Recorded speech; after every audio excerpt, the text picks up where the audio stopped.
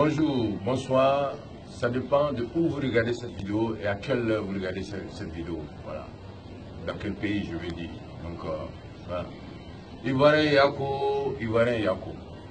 Ivoirien, même si tu vois rien, tes expériences, ce qui t'est arrivé avant là, et ça doit te permettre de voir. Nous assistons aujourd'hui à un mariage forcé. Un mariage forcé qui aura forcément des répercussions sur la paix. Un mariage forcé qui aura forcément des répercussions, je veux dire, sur la stabilité. Les gens veulent se marier. On dit parti unifié. Alors on sait qu'au sein des partis même, les gens ne sont pas d'accord. On dit PDCI, RDA, Parti démocratique de Côte d'Ivoire. Un parti où il n'y a aucune démocratie. Le chef dit que c'est comme ça et c'est fini. Comment notre génération peut accepter ça? Rassemblement des républicains. Quand le chef dit que c'est comme ça, tout le monde suit. Et c'est comme ça qu'ils ont fait ici. Hein. Tout le monde a suivi Gbagbo. FPI. Tous les gars ont suivi Gbagbo. Ils ont suivi Gbagbo jusqu'à... Les gens sont venus le prendre pour aller le mettre en prison. Et la guerre. Parce que personne au sein du parti Gbagbo n'a été capable de dire à Gbagbo, le chemin que tu prends là, ce n'est pas un bon chemin. Ils sont restés dans ça jusqu'à, comme Gbagbo lui-même disait, ils sont venus le prendre, ils l'ont mis en prison. Maintenant, les gens crient libérer Gbagbo, alors qu'eux-mêmes, ils ont vu Gbagbo aller en prison. Aujourd'hui, on assiste à un mariage forcé. On veut marier deux partis politiques sans demander l'avis des militants de ces partis-là. Alors ceux qui sont en train de les marier là, ils sont vieux. Ils sont vieux. Alors si on les marie de force, je dis que ceux-là ne seront pas là. Qu'est-ce qui va se passer? Alors Ivoiriens préfèrent parler sur les réseaux sociaux ou dans les journaux, mais les gens, il n'y a pas de réaction. Ne nous retardez pas, hein, parce que nous on a envie de créer les États-Unis d'Afrique. Dans les années 60 là, il faut nous a retardé aussi. Parce qu'au fond, ils ne s'entendaient pas avec Kwame Nkrumah, tous ceux qui voulaient unir l'Afrique, la plupart étaient en désaccord avec Oufou. La Côte d'Ivoire, c'est le poumon économique de l'Afrique de l'Ouest. Donc c'est un pays très très important. Qui dit unité, dit économie, qui veut avoir la force doit avoir une force économique aussi. Et la Côte d'Ivoire fait partie des pays moteurs de l'Afrique de l'Ouest, sinon de l'Afrique. Alors aujourd'hui, on décide de créer un parti unifié. On dit qu'on va avoir un candidat unique, un candidat du RHDP. Mais on sait que les membres du RHDP ne sont pas d'accord. On veut les marier. Après, il va y avoir un président. Les gens ne seront pas d'accord avec eux. Dès que un papa, un des pères de cette unité-là va s'éloigner, les choses vont mal se passer. Et ça va mettre en cause la stabilité et la paix. Ivoirien Yako. Tout le monde parle. Quand vous allez au Mali, les gens s'expriment. Quand ils ne sont pas d'accord là, ils se retrouvent. Les partis politiques d'opposition se retrouvent avec la société civile, ils disent non. On est là, ils sont en train de préparer quelque chose que les Ivoiriens, comme on le dit, leur nom même le prouve. Les Ivoiriens ne voient pas. Les mêmes causes produisent les mêmes effets. Choisir un candidat là, c'est ça que ça nous a créé des problèmes dans le passé. La Côte d'Ivoire a commencé à avoir des problèmes lorsque Ouattara a été exclu. Donc, quand Ouattara a été exclu, une partie de la population a été exclue. Ce qui nous arrange aujourd'hui, c'est que des élections libres, transparentes, inclusives soient organisées. Et donner la possibilité à tout le monde de se présenter et donner le choix, laisser le choix aux Ivoiriens de choisir. Et que le président de la République, Alassane Ouattara, et son grand frère Henri Konan Bédié arbitrent, assistent, arbitrent les élections en tant que père pour qu'un jour ils soient les garants de la stabilité. C'est-à-dire quand on va avoir des problèmes, qu'on puisse dire, ah, on va aller voir Bédié, on va aller voir Alassane pour demander conseil. Le mariage forcé, vous savez que le mariage forcé, ça ne marche jamais. Il y a trop d'hypocrisie dedans, il y a trop de coups bas dedans. Et c'est ça qui est en train de se préparer, personne ne parle. Ivoirien Yako. Là, il est là, au nom de Jésus. C'est incroyable. Moi, en tout cas, je voulais faire cette vidéo pour dire que on voit les choses venir, personne ne parle. Ce pays a trop souffert. Le pays a souffert, on ne peut pas aujourd'hui voir les choses venir sans dire quelque chose. Sinon, je ne suis pas contre Ouattara, je ne suis pas contre Bédié. Je n'ai jamais dit que Ouattara n'a jamais travaillé. Si quelqu'un est bien placé pour savoir aussi que Ouattara a bien travaillé, c'est moi. J'ai des preuves. Il y a un pont dans mon village. Moi, je ne pensais pas que de mon vivant, le pont là allait être fait. Ce pont là est fait aujourd'hui. C'est un pont qui relie mon village à la frontière de la Guinée. Et ce pont là a été fait. Et on n'a jamais dit que Ouattara n'a pas travaillé. On parle de demain. Après Ouattara là, qu'est-ce qui va arriver à la Côte d'Ivoire? Qu'est-ce que nous on va devenir? Est-ce qu'on va retomber dans la guerre? Ou bien on va connaître la paix définitive? C'est ça la question. Ivoirien Yako. Ça c'est mon avis sur l'actualité sociopolitique. Je ne suis pas contre quelqu'un. Je veux simplement dire ce que je pense en tant qu'Ivoirien, africain d'origine ivoirienne. Voilà un peu mon avis sur l'actualité politique. Le mariage forcé ne marche jamais. Et nous sommes en train d'assister à un mariage forcé qui aura forcément des conséquences sur la paix et la stabilité de la Côte d'Ivoire. C'est-à-dire qu'on va faire 10 pas en avant et puis 20 pas en arrière. Et nos enfants, qu'est-ce qu'ils vont devenir dans ce pays-là? Ivoirien Yako, mariage forcé, c'est pas bon. Élection libre, transparente, inclusive, arbitrée par Alassane Ouattara et son grand frère Henri Konan Bédié. C'est ça qui peut nous sauver. Ça, c'est mon avis. Hein. Gardez cette vidéo. Parce qu'avant, j'ai chanté. J'ai parlé à Bédié avant, il n'a pas écouté. J'ai parlé à Abgueyi, il n'a pas écouté. J'ai parlé à Babou, il n'a pas écouté. Voilà mon avis. C'est mon avis. Hein. Je peux me tromper, je suis un homme. Un humain. Mais je pense que ce que je suis en train de voir, là, mariage forcé, là, ça ne marchera jamais et ça aura forcément des conséquences sur la paix et la stabilité de notre pays. Rastafari, Africa.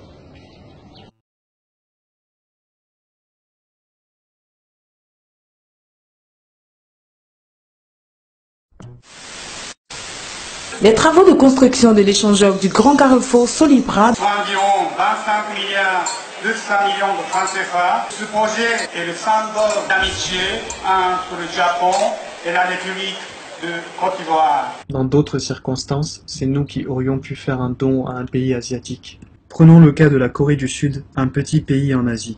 En 1950, la Corée du Sud avait le même niveau de croissance et de développement que la Côte d'Ivoire. Occupée par le Japon, elle venait d'obtenir son autonomie à la fin de la Seconde Guerre mondiale, et aussitôt après, elle connut une guerre avec sa voisine la Corée du Nord, avec qui les tensions subsistent encore aujourd'hui. Malgré ça, la Corée du Sud est la 11e puissance économique mondiale, alors que la Côte d'Ivoire est classée 188e et reste encore un pays sous-développé.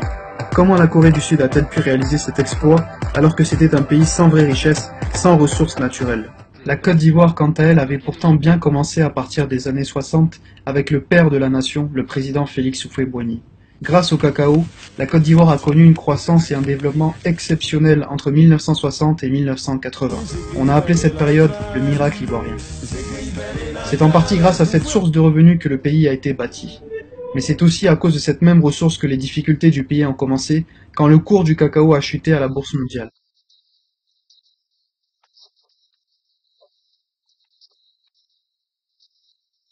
La suite, on la connaît tous. 1999, Général Gay arrache le pouvoir jusqu'à Alassane Ouattara qui fait écarter l'élection présidentielle. Si bien que la Côte d'Ivoire est coupée en deux. Tout à coup, la fusillade commence. C'est une véritable situation d'anarchie. Se rendre, de leur couvre-feu, cadavres et puis aussi des blessés. Des affrontements très violents ont eu lieu. De mots de haine ou de conflits ethniques et religieux. Aboubou en colère, tir de grenades lacrymogènes, coups de feu et de mortier. De Laurent Gbagbo, des partisans d'Alassane Ouattara. Pourvu que nos enfants ne connaissent jamais ça. Côte d'Ivoire, quel avenir, quel lendemain. Et nous, citoyennes, citoyens, qu'est-ce qu'on fait dans tout ça? Pour commencer, nous n'avons rien à envier à personne. Dieu a béni notre pays. Nos terres sont extrêmement riches et fertiles. Café, cacao, anacarde, graines de palme, EVA, canne à sucre, manioc, igname et plein d'autres encore. Concernant les sous-sols, nous avons de l'or, du diamant, du manganèse, du nickel, bauxite, cuivre, coltan, minerai de fer, et nous avons même de grosses réserves en gaz et pétrole. Et nous, qu'est-ce qu'on fait dans tout ça? Et nos usines et notre industrie, elles se développent jour après jour. Elle grandit encore et encore. Elle attire les investisseurs du monde entier qui créent des emplois, qui valorisent nos matières premières et nos produits locaux. Mais ce n'est pas assez. Et nous, qu'est-ce qu'on fait dans tout ça? Nos entrepreneurs tentent tant bien que mal de se lancer, de créer et d'innover. Certains réussissent, d'autres échouent. Mais beaucoup qui ont des idées nouvelles n'ont pas la chance et l'opportunité de pouvoir essayer. Manque de moyens et de soutien financier. Et nous, qu'est-ce qu'on fait dans tout ça? Nos intellectuels, nos ingénieurs et nos jeunes chercheurs qui ont la chance de pouvoir se former à l'extérieur et qui feront la Côte d'Ivoire de demain ne reviennent jamais. Mais pourquoi? Les immeubles, les gratte-ciels, les ponts, les routes, les hôtels poussent et se bâtissent à une vitesse frénétique à Abidjan. Les nouveaux projets du futur, la cité aéroportuaire, la baie de Cocody, la promenade sur le front de mer de Port-Bouët, le métro urbain et bien d'autres encore. Mais beaucoup n'arrivent toujours pas à se loger décemment ou éprouvent encore des difficultés pour payer leurs factures d'eau et d'électricité. Et les villes de l'intérieur du pays peinent à se transformer et sont oubliées. Et nous, qu'est-ce qu'on fait dans tout ça? Dans un monde où tout va trop vite, où l'intelligence artificielle et la technologie numérique sont devenus des atouts primordiaux au développement, qui permettent l'accès instantané, le partage et la transmission de l'information, progressent pas à pas en Côte d'Ivoire. Mais comment font ceux qui ne peuvent s'offrir un smartphone, un ordinateur ou une connexion à l'internet? Et nous, qu'est-ce qu'on fait dans tout ça? Et mis à part notre équipe de foot, qu'en est-il des autres sportifs, des fédérations professionnelles et des artistes, écrivains, photographes, grands couturiers, stylistes, musiciens, chanteurs, peintres, sculpteurs, puis de ces nouveaux créateurs du futur qui ont la capacité de faire rayonner la Côte d'Ivoire dans le monde? Et nous, qu'est-ce qu'on fait dans tout ça? Et puisque ce n'est pas assez, le grand architecte nous a donné une faune exceptionnelle, une flore dense et luxuriante, sauvage, et qu'en avons-nous fait? Des lagunes, des fleuves, des rivières, des montagnes, des cascades, des forêts, des savanes, des plages et des paysages à couper le souffle qui auraient pu attirer et faire accourir les touristes du monde entier. Puis la Côte d'Ivoire a créé une diversité entre nous, différentes origines, différentes religions, langues, coutumes et traditions qui auraient dû faire notre force, notre unité, notre différence par rapport aux autres pays. Mais au contraire, nous nous sommes divisés. Et ce n'est jamais trop tard. Et nous, qu'est-ce qu'on fait dans tout ça? Qu'est-ce qu'on apprend et qu'est-ce qu'on laisse en héritage à nos enfants? La Côte d'Ivoire est merveilleuse. C'est elle qui a fait de moi celui que je suis aujourd'hui, et je lui rendrai tout ce qu'elle m'a donné.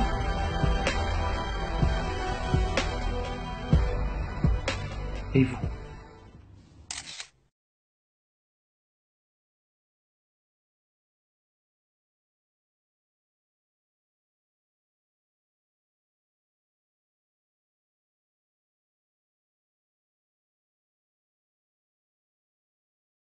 Lors de leur témoignage en 2008, les chefs religieux de toutes les confessions ont déclaré ceci. La vision que nous présente Thierry Tan, c'est une vision divine.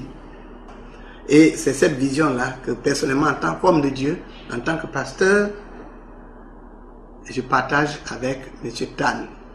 Je souhaite que toute l'Église Corps de Christ en Côte d'Ivoire, adopte cette vision et qu'ensemble, nous puissions nous associer pour la réalisation de ce programme. Nos politiques doivent aussi jouer leur part, s'impliquer davantage dans une telle vision de développement pour que la Côte d'Ivoire sorte du sous-développement. J'apporte mon soutien à part entière au projet et à l'homme que nous connaissons, M. Thierry Tan. Donc, je fais appel à toutes les couches, mais spécifiquement aux décideurs, aux hommes, aux femmes que Dieu a placés à la tête de ce pays, dans des structures de grandes décisions pour appuyer et pour participer de façon active à la réalisation de ce projet. En résumé, la vision qui nous est présentée par M. Thierry Tan, il faut avoir le courage de le dire, que ce projet est le seul qui puisse sortir la Côte d'Ivoire de la misère. Ces grands témoignages confirment bien l'idée générale de la population, à savoir que la nouvelle vision est bien une vision divine pour sortir notre pays de la misère. Il est donc regrettable que l'ancien président Gbagbo refuse de les écouter. C'est bien dommage pour notre pays, et surtout pour Gbagbo, qui a ainsi manqué de faire quelque chose de bien pour son peuple. Ceci étant, avec les grandes crises qui frappent actuellement la Côte d'Ivoire, est-ce que vous pensez que votre nouvelle vision est toujours la seule solution qui puisse sortir le pays de la misère et de tous les problèmes qui y sont liés? Qu'en pensez-vous, M. Tan? Oui, c'est bien dommage que Gbagbo ait ainsi refusé d'écouter son peuple, notamment les chefs religieux et ses soutiens, que sont les agoras et parlements, qui lui demandent tous d'appliquer la nouvelle vision afin de sortir notre pays de la misère. Gbagbo a refusé de les écouter et on voit maintenant les résultats. Ceci étant, pour répondre à la deuxième partie de votre question, je dirais que même en ces temps difficiles, à cause des grandes crises, le témoignage des chefs religieux sur la nouvelle vision reste toujours valable. Et je vais vous expliquer pourquoi. Il est vrai que la Côte d'Ivoire est frappée par deux grandes crises les plus graves depuis un siècle. Tout d'abord, par une crise internationale qui touche le monde entier, y compris la Côte d'Ivoire. Ensuite, par une crise nationale qui est due au pillage systématique du pays pendant 10 années durant par Laurent Gbagbo et son entourage direct. Et face à ces deux grandes crises qui engendrent d'énormes problèmes, la Côte d'Ivoire ne peut pas les résoudre avec des recettes traditionnelles ou classiques, telles que l'endettement ou les taxes. Premièrement, concernant l'endettement, compte tenu de la crise mondiale qui frappe tous les pays occidentaux, qui sont maintenant surendettés, personne ne peut nous prêter suffisamment pour financer tous nos énormes besoins évalués à plus de 10 000 milliards de francs. En effet, on ne demande pas de l'aide à quelqu'un qui se noie. Deuxièmement, concernant les taxes, il est difficile de les augmenter encore, compte tenu de l'état sinistré des entreprises et de la pauvreté de la population ivoirienne. En effet, on ne prélève pas massivement du sang à un blessé grave. Bien au contraire, on doit lui injecter du sang nouveau pour le revigorer, pour le sauver. Bien, l'économie nationale, c'est pareil. De ce fait, la Côte d'Ivoire se doit de chercher une idée novatrice pour sortir de ces grandes crises. Fort heureusement, Dieu nous a donné la solution, qu'est la nouvelle vision. Au demeurant, comme vous avez pu le constater par vous-même, tous les chefs religieux, tous les planteurs, tous les citadins, tous les jeunes, bref, toute la population ivoirienne est d'accord pour dire que la nouvelle vision est la seule solution pour sortir la Côte d'Ivoire de la misère. En effet, en regardant le DVD, les Ivoiriens ont parfaitement compris la nouvelle vision qui préconise deux mesures principales, à savoir la transformation industrielle de nos matières premières et la fiscalité réduite telle que le duty-free ou la détaxe, afin d'attirer des investisseurs et les touristes pour relancer notre économie et créer ainsi des millions d'emplois.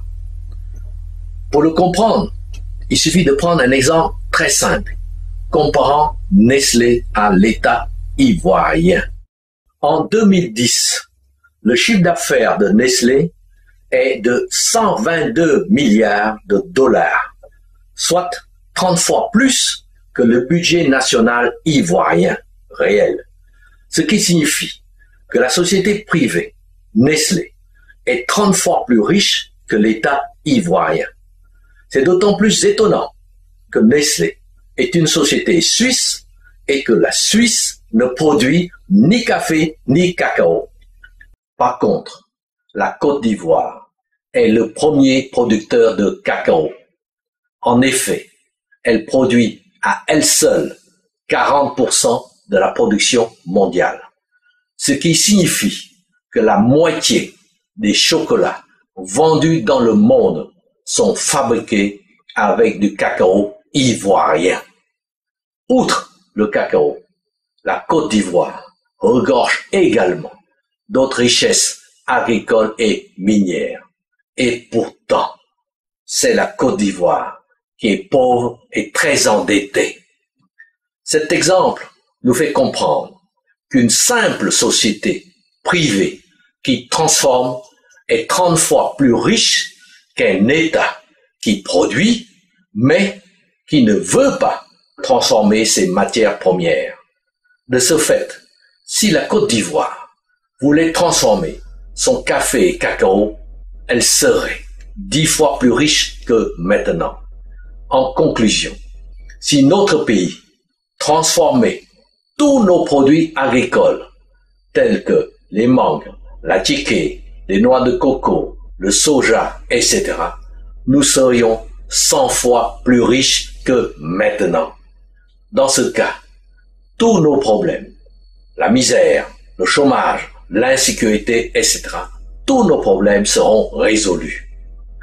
D'autant plus qu'avec la détaxe et l'abondance des produits vont faire baisser tous les prix.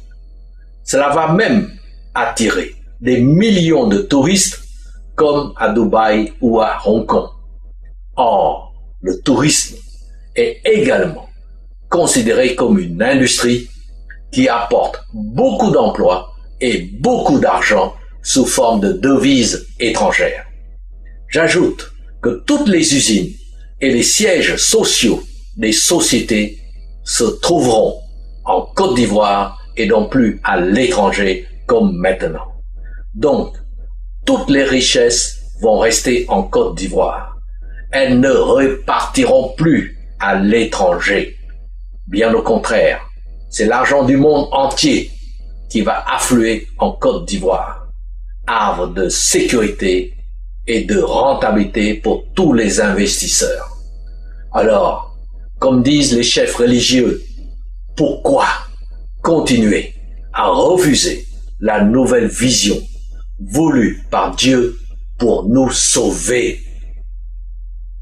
Il faut noter que ce refus peut avoir des conséquences très graves. En effet, ceux qui lisent la Bible ou le Coran savent que si nous refusons d'écouter Dieu, nous nous exposons à subir les 10 calamités ou les 10 plaies d'Égypte. Et pour ceux qui savent compter, ils peuvent déjà nous dire combien de calamités nous avons déjà subies. Nous ne sommes certainement pas très loin de la 10e calamité. Malheureusement, tant que nous refuserons d'écouter Dieu, les calamités continueront à s'abattre sur nous. Par contre, si nous écoutons Dieu, nous bénéficierons de la prospérité et de la paix, comme c'était le cas de Joseph dans la Bible ou de Youssouf dans le Coran. Comme vous connaissez certainement l'histoire, je ne vais donc vous raconter que la fin. Après avoir écouté Joseph ou Youssouf, porteur du message de Dieu, le pharaon avait demandé à Joseph d'appliquer immédiatement la vision divine. Ainsi, pour avoir écouté le messager de Dieu, le pharaon était devenu le roi le plus puissant et son pays, l'Égypte, le plus riche du monde. C'est écrit dans la Bible et dans le Coran. À nous de réfléchir maintenant.